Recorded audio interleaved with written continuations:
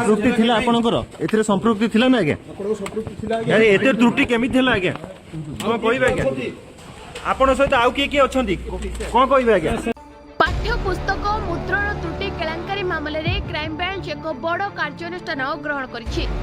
SCERT रो पूर्वतन निर्देशक तथा ओएस अधिकारी मनोज कुमार पाढ़ी को गिरफ्त करिछि क्राइम ब्रांच।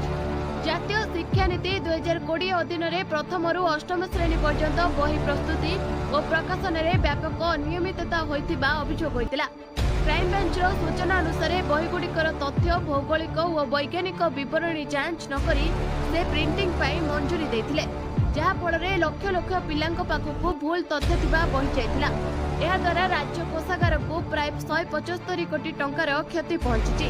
सोमवार क्राइम ब्रांच थाना रे मामला रुजु हेबा परे मंगलवार तांकु गिरफ्त करा जायछि एवं तांकु कटक जेएमएफसी कोर्ट रे हाजर करा जायछि।